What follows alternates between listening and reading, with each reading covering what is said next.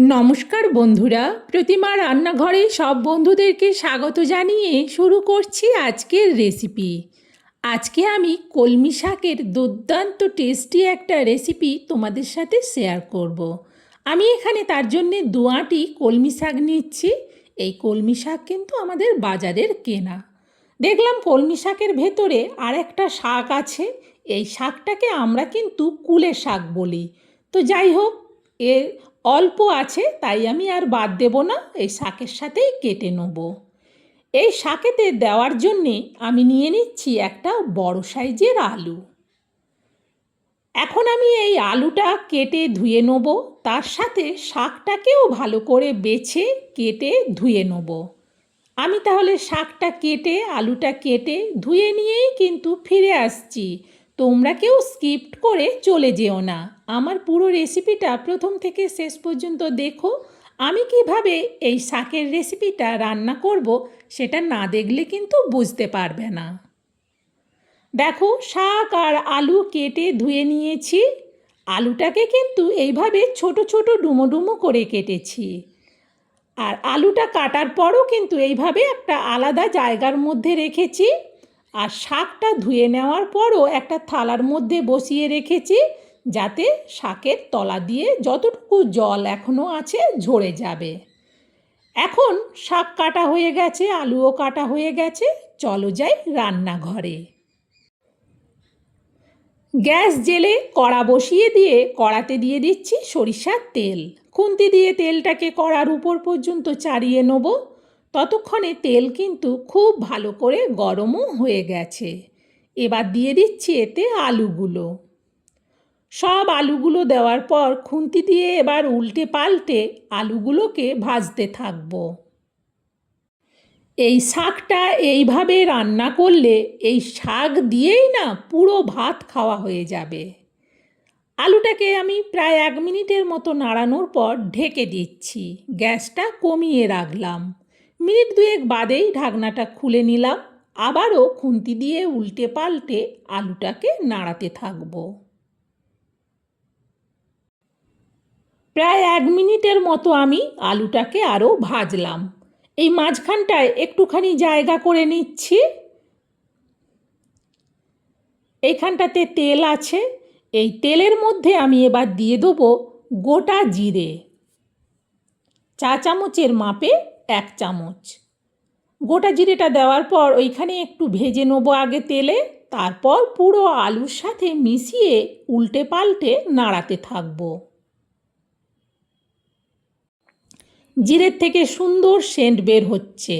দিয়ে দিচ্ছি পরিমাণ মতো হলুদ আর দেব লবণ। হলুদ আর লবণ দেওয়ার পর আবারও খুন্তি দিয়ে আলুটাকে উল্টে পাল্টে নাড়াতে থাকব।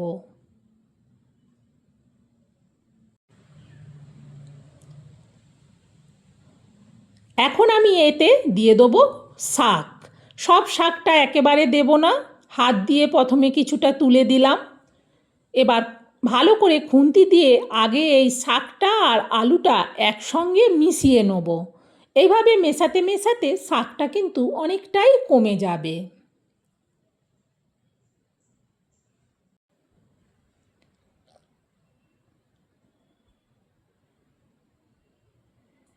এবার ঝুড়িতে যে বাকি শাকটা আছে সেই শাকটাও পুরোটাই কিন্তু দিয়ে দেবো।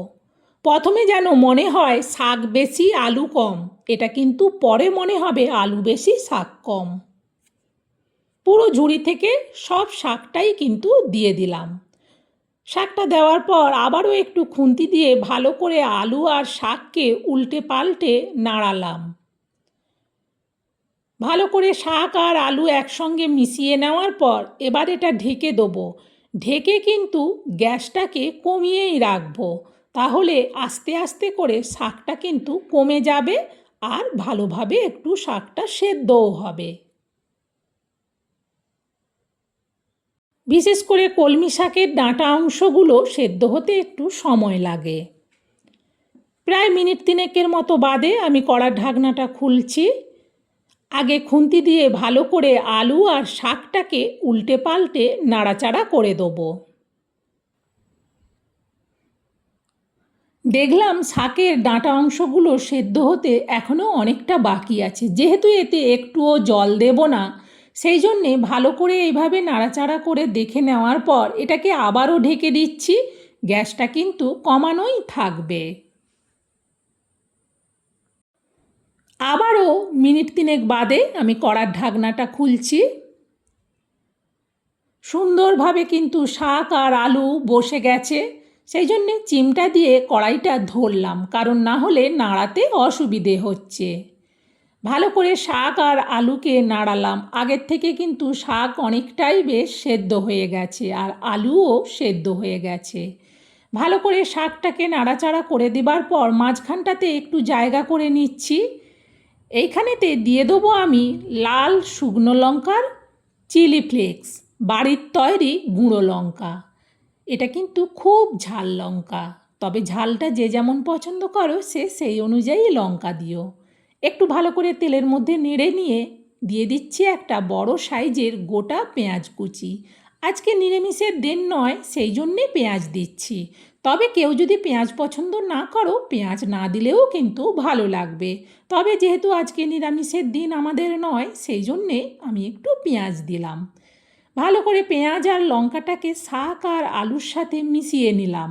মিশিয়ে নেওয়ার পর এটা কিন্তু আবারও একটু ঢেকে দেবো, তবে খুব বেশিক্ষণের জন্যে নয়, শুধুমাত্র পেঁয়াজটা একটু ভাপে সেদ্ধ হয়ে যাবে সেই রকম সময়। মিনিট 2 জন্যেই এটা ঢেকে রাখছি।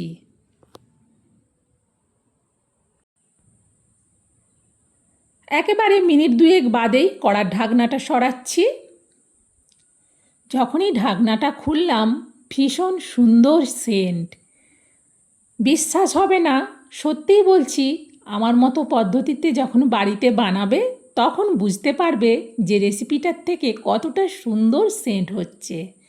আর দেখো, সুন্দরভাবে শাক আলু সব কিছু কিন্তু সেদ্ধ হয়ে গেছে।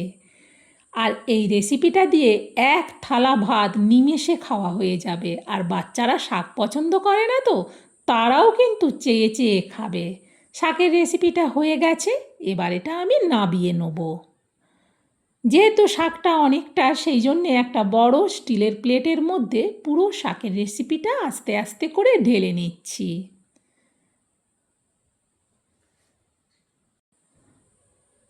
সত্যি বলছি বন্ধুরা, এইভাবে কলমি শাক রান্না করলে দুর্দান্ত টেস্টি হয়।